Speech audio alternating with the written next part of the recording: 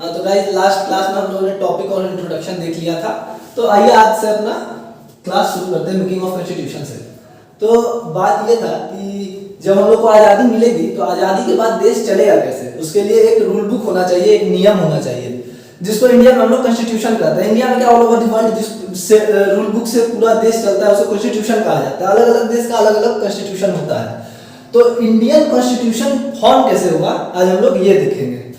तो कॉन्स्टिट्यूशन बनाने के लिए एक असेंबली का फॉर्म होता है, एक सभा बनाया जाता है जिसमें कि बहुत सारे लोग रहते हैं और वो लोग अलग मतलब उसमें बहुत सारे मेंबर रहते हैं और उस जो सभा होता है उसमें अलग अलग कमेटी होती है और अलग अलग कमेटी अलग अलग काम करती है और ये सब कमेटी जो मिलकर सभा बनाती है, असेंबली बनाती है, उसी को हम लोग कॉन्स्टिट्यूएंट असेंबली कहते हैं। अब आइए हम देखते हैं कॉन्स्टिट्यूएंट असेंबली का हिस्ट्री क्या है। तो जो कॉन्स्टिट्यूएंट असेंबली था उसको बनाने का मांग सबसे पहले एम.एन. रॉय ने किया 1934 में। एम.एन. रॉय एक कम्युनिस्ट लीडर थे जो कि कम्युनिस्ट क्रांति से निकले हुए इंसान थे और जब 1934 में एम.एन. रॉय ने ये डिमांड किया तो उसके एक साल बाद 1935 में कांग्रेस भी इस डिमांड को करने लगी, क्योंकि आज़ादी के बाद देश को चलाना था और ब्रिटिशर्स हमेशा लगातार कह रहे थे कि हम जल्द ही आज़ादी देंगे देंगे देंगे, लेकिन आज़ादी के बाद देश चलता कैसे, उसके लिए एक सॉलिड स्टेप लेने का जरूरत था और वो सॉलिड स्टेप था कॉन्स्टिट्यूएंट असेंबली का फॉर्मेशन।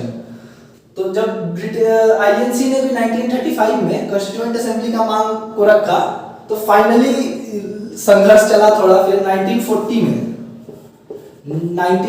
में अगस्त ऑफर के अंतर्गत अपना कॉन्स्टिट्यूएंट असेंबली का डिमांड ब्रिटिशर्स ने मान लिया, पर ब्रिटिशर्स ने यह कहा कि वर्ल्ड वार 2 के खत्म होने के बाद हम इस कॉन्स्टिट्यूएंट असेंबली को एस्टेब्लिश करेंगे। और वर्ल्ड वार 2 आप लोग जानते होंगे कि 1939 से 1945 चला। तो फाइनली 1946 नवंबर 1946 में कॉन्स्टिट्यूएंट असेंबली फॉर्म कर दिया गया और इसको जिस मिशन के अंतर्गत फॉर्म किया गया उसको हम लोग कैबिनेट मिशन कहते हैं। इस कैबिनेट मिशन को क्रिप्स मिशन से कंफ्यूज मत करिएगा, दोनों अलग अलग हैं। वैसे क्रिप्स, स्टैनफोर्ड क्रिप्स इसके भी मेंबर थे, लेकिन वो अलग मिशन था और ये अलग मिशन है। तो इस जो कैबिनेट मिशन था इसमें 3 मेंबर थे। पहले पैथिक लॉरेंस, ये इस जो मिशन था इसके हेड थे, हेड मेंबर ये थे। दूसरे एवी अलेक्जेंडर और तीसरे सर स्टैनफोर्ड क्रिप्स, जिनके नाम पे आपने क्रिप्स मिशन भी सुना होगा। तो अब आप देखेंगे कॉन्स्टिट्यूएंट असेंबली जो फॉर्म हुआ उसका क्या स्ट्रक्चर था। तो देखिए कॉन्स्टिट्यूएंट असेंबली जब फॉर्म हुआ था 1947 के पहले, उसका स्ट्रक्चर इस तरह था। टोटल 389 सीट्स कॉन्स्टिट्यूएंट असेंबली की थी, जिसमें से 296 ब्रिटिश इंडिया का था। ब्रिटिश इंडिया का मतलब हुआ अनडिवाइडेड इंडिया, जिसमें इंडिया और पाकिस्तान और बाकी जो भी रियासतें थी उस समय, रियासतें, उनका सीट था। वो टोटल मिला के 296 था। और 96 प्रिंसली स्टेट्स, प्रिंसली स्टेट्स मतलब रियासतें, इसमें रियासतें नहीं थी, सॉरी, रियासतें 93 थी। ये 93 रियासतों ने जो है अपने आप को इस कॉन्स्टिट्यूएंट असेंबली से अलग रखा था, वो आपको पता चलेगा, आगे बताएंगे। ये जो 296 ब्रिटिश इंडिया का सीट था ये भी फर्दर डिवाइडेड था, 292 प्रोविंस और 4 सीसीए, चीफ कमिश्नरी एरिया था ये। अब जब इंडिपेंडेंस मिल गया उसके बाद ये स्ट्रक्चर चेंज होकर ऐसा हो गया 1947 के बाद, क्योंकि पाकिस्तान अलग हो गया था, अब सिर्फ हमारे पास इंडिया कॉन्स्टिट्यूएंट असेंबली था। तो 299 सीट्स थी, जिसमें से कि 223 प्रोविंस थी और 70 प्रिंसली स्टेट थे। सॉरी, यहाँ 229 है, 229 प्रोविंस की सीटें हैं और 70 प्रिंसली स्टेट। अब जब इनिशियली ये कॉन्स्टिट्यूएंट असेंबली बना तो जो प्रिंसली स्टेट्स थी, जो प्रोविंस था, उसके लिए इलेक्शन हुआ था और ये जो प्रिंसली स्टेट थे उनको खुद नॉमिनेट करके मेंबर्स को भेजना था। तो जब इनिशियली ये बना था 1946 में, तब प्रिंसली स्टेट ने अपने आप को इससे अलग रखा था। उन्होंने बोला था कि हम इसमें पार्टिसिपेट नहीं करेंगे, बट विथ पासिंग टाइम, जैसे जैसे समय बीतता गया वो लोग भी इसमें पार्टिसिपेट करने लगे, क्योंकि तब डेमोक्रेसी की बात हो रही थी और लोग अवेकन हो गए थे, तो इनको भी इसमें भाग लेना ही था, तो लेना पड़ा। अब देखिए ये जो इलेक्शन हुआ इस समय 296 सीटों पे, एक्चुअली 292 सीटों पे, उसमें 73 मुस्लिम लीग ने जीता, 206 कांग्रेस के खाता में आया और 15 इंडिपेंडेंट कैंडिडेट ने जीता। सॉरी 208 कांग्रेस, 73 मुस्लिम लीग और इंडिपेंडेंट को 15 आया। अब इसके बाद क्या हुआ कि जब आजाद हुआ तो इस समय जो अपने डॉक्टर भीमराव अंबेडकर थे,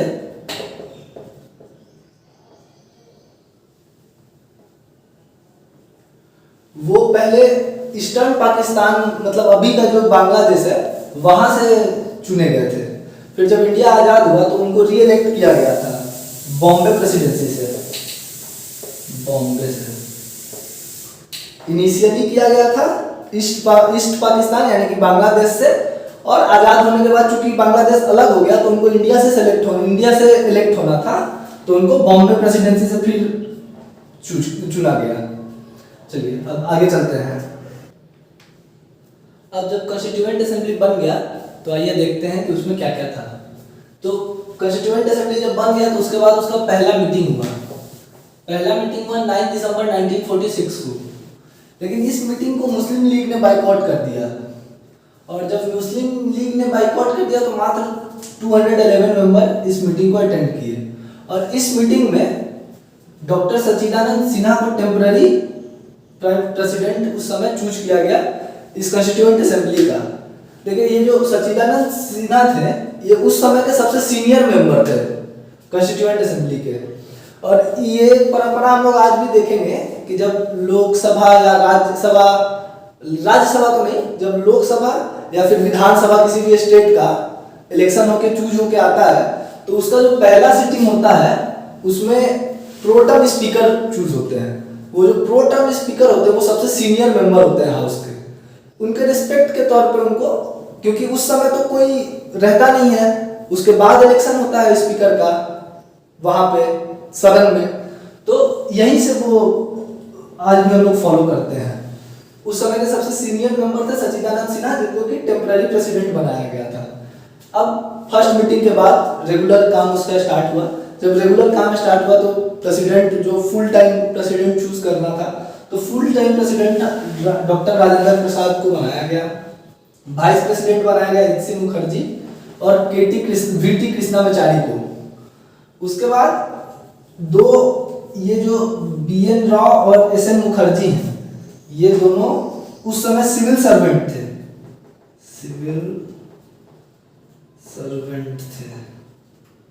उस समय सिविल सर्वेंट थे। तो B N Rao constitutional adviser और S N Mukherjee chief draftsman choose किए गए। और एक इंपॉर्टेंट बात, ये जो कॉन्स्टिट्यूएंट असेंबली था, दो बहुत इंपॉर्टेंट पर्सन उस समय के वो इसके मेंबर नहीं थे, एक गांधी जी और एक जिन्ना। ये दोनों ने अपने आप को कॉन्स्टिट्यूएंट असेंबली से दूर रखा था, और गांधी जी के कॉन्स्टिट्यूएंट असेंबली से दूर रहने का कारण यह था कि गांधी जी का मानना था कि एक बिना गवर्नमेंट के कोई भी देश चलना चाहिए। वो लोकल गवर्नेंस पे विश्वास करने वाले आदमी थे। हम लोग देखेंगे भी कि कैसे 11th और 12th शेड्यूल में फिर आगे चल के लोकल गवर्नेंस को हम लोगों ने इम्पोर्टेंस दी। तो ये लोकल गवर्नमेंट को हम लोगों ने अप्लाई किया, 3 टायर रूल जिसको कहते हैं, वो लगा इंडिया में। लेकिन गांधी जी चूंकि वो चाहते ही नहीं थे ये रूल, इसीलिए वो कॉन्स्टिट्यूएंट असेंबली का पार्ट भी नहीं बने थे। तो चलिए अब आगे चलते हैं। जो ये कॉन्स्टिट्यूएंट असेंबली था, इसका लास्ट मीटिंग 24 जनवरी को हुआ था।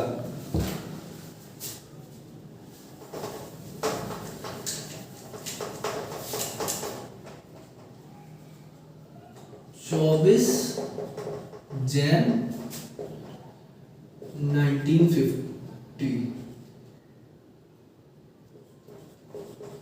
लास्ट मीटिंग, और इसी में 284 मेंबर्स साइंड द कॉन्स्टिट्यूशन। जो 1950 में 24 जनवरी, मतलब जब हमारा कॉन्स्टिट्यूशन रिपब्लिक डे हम लोग जो मनाते हैं 26 जनवरी को, उसके 2 दिन पहले लास्ट मीटिंग हुआ था कॉन्स्टिट्यूएंट असेंबली का, और 284 मेंबर्स ने उसी दिन इस कॉन्स्टिट्यूशन पे साइन किया था। देखिए, कॉन्स्टिट्यूएंट असेंबली का फॉर्मेशन हो गया। अब बात ये था कि कॉन्स्टिट्यूएंट असेंबली का फॉर्मेशन के बाद ये किस प्रिंसिपल पे काम करेगा, क्या क्या रखना है, क्या क्या नहीं रखना है, क्या क्या बेसिक होना चाहिए कॉन्स्टिट्यूशन का। तो उसके लिए नेहरू जी ने ऑब्जेक्टिव रिजोल्यूशन दिया।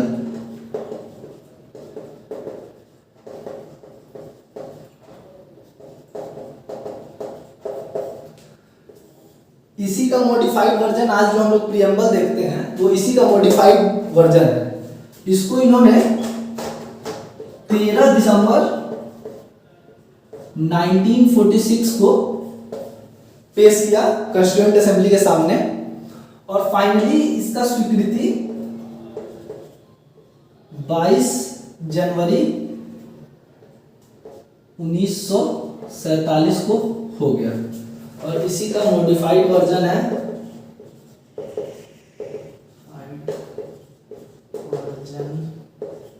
क्या है इसका मॉडिफाइड वर्जन? अपना प्रीएम्बल, जो कि हम लोग अगले क्लास में डिस्कस करेंगे प्रीएम्बल के बारे में।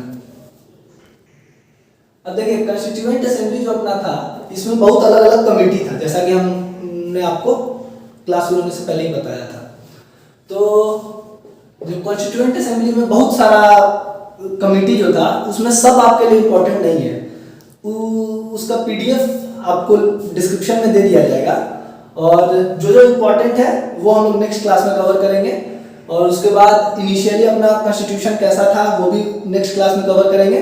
तो आज के लिए इतना ही रखते हैं, आगे नेक्स्ट क्लास में कवर करेंगे।